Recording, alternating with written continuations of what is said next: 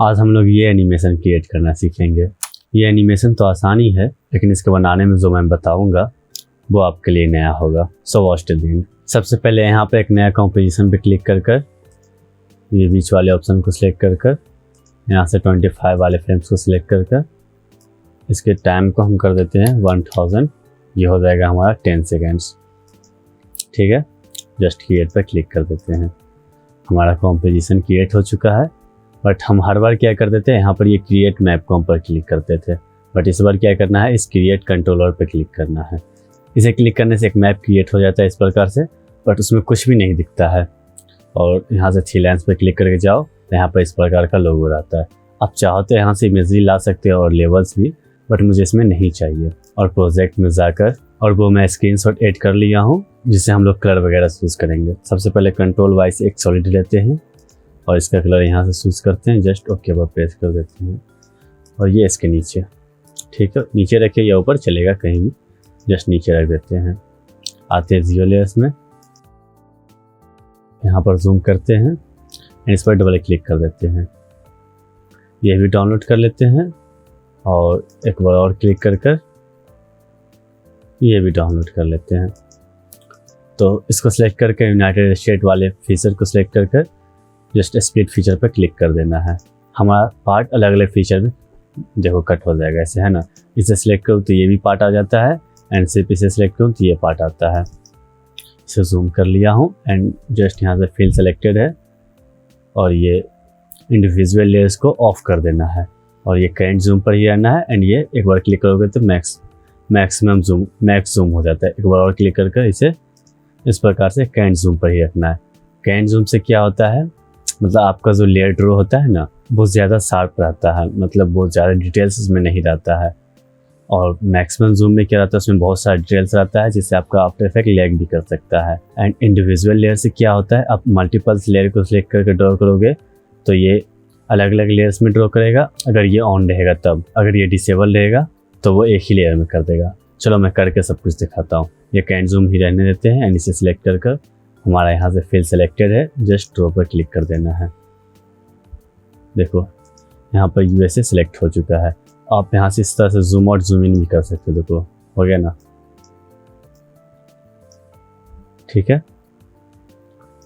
इसे इसी तरह से रहने देते हैं एंड सारे स्टेट्स को इस प्रकार से सिलेक्ट कर लेते हैं। ये इनेबल करने से क्या होता है, यहाँ पर जो चीज़ दिख रहा है वो यहाँ पर वही सिर्फ दिखेगा। यहाँ से यहाँ तक सिलेक्ट कर लेते हैं सारे लेयर्स को, सारे फीचर्स को मैं यहाँ से यहाँ तक सिलेक्ट कर लिया हूँ। ये वही सब फीचर्स दिख रहे हैं जो यहाँ पर स्क्रीन पर है। मेरे कहने का मतलब ये, यहाँ पर जो फीचर्स आपको दिख रहा है वो सारे फीचर्स ये सब है। मतलब एक्स्ट्रा पार्ट जो अलास्का का पार्ट जो यूएसए में आता है वो फीचर इसमें सिलेक्टेड नहीं है। वो हाइड किस प्रकार से हुआ है, बस इसको इनेबल करने से। इसे मैं डिसेबल कर दूँ, वो अलास्का भी सिलेक्ट हो जाएगा और मुझे वो नहीं करना है। तो इसे करना क्या है, यहाँ से स्ट्रोक वाले लेयर को सिलेक्ट कर और यहाँ से क्या करना है, इंडिविजुअल लेयर्स को ऑफ ही रहने देना है। ये सब इसी तरह रहने देना है, जस्ट ड्रॉ कर देना है। ये ऑप्शन आएगा, जस्ट ओके पर प्रेस कर देना। ये ड्रॉ हो चुका है। अब बचा अलास्का, तो इसे हम यहाँ पे ये लिंक मैप कंफ्यूज है, इसे अगर डिसेबल करके इस प्रकार से मूव करेंगे तो यहाँ पर हमारा मूव नहीं होगा। इसका बस यही यूज़ है, मतलब आप कहीं जाना चाहते हो और चाहते हो आपका मैप मूव नहीं करे, जस्ट इसे इनेबल एंड डिसेबल कर देख सकते हो। मुझे अलास्का पर जाना है, यहाँ पर राइट, यहाँ पर आ गया मैं, एंड इसे इनेबल कर एक बार इसे डिसेबल एंड इनेबल कर दूँ तो यहाँ पर देखो अलास्का आ जाएगा। आ गया ना, आ गया। इसे अब मैं ड्रॉ कर लेता हूँ। पहले इसको फिल के साथ कर लेते हैं ड्रॉ, जस्ट इसे डिसेलेक्ट कर इसे ड्रॉ कर लेते हैं अलास्का को। ये ड्रॉ हो चुका है बट दिख नहीं रहा है क्योंकि इसका लोकेशन अलग जगह पर है। फिर से यहाँ से स्ट्रोक लेकर ये वाले फिर से इसे ड्रॉ करते हैं।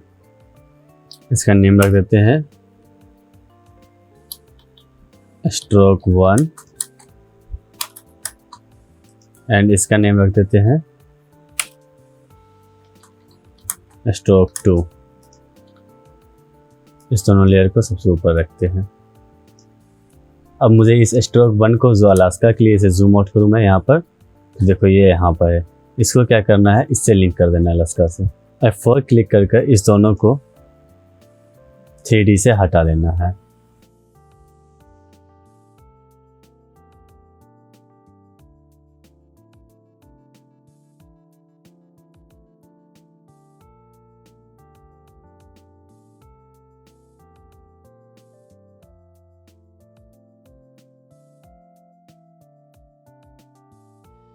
अब चाहो तो इसका कलर आप चेंज कर सकते हो। इसे मैं फुल पे करूँ, देखो यहाँ पे इसका क्वालिटी मैं कम कर रखा हूँ।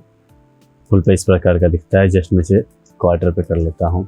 अब मुझे करना क्या है, बहुत सारे स्टेट्स को ड्रॉ करने हैं, जिसे मुझे रेड कलर में हाईलाइट करना है। तो मैं जाता हूँ यहाँ पर, यहाँ से मैं रैंडम लेयर्स को सिलेक्ट करता हूँ जिसे मुझे रेड में करना है। ठीक है, यहाँ पर मैं कुछ स्टेट्स को सिलेक्ट कर लिया हूँ।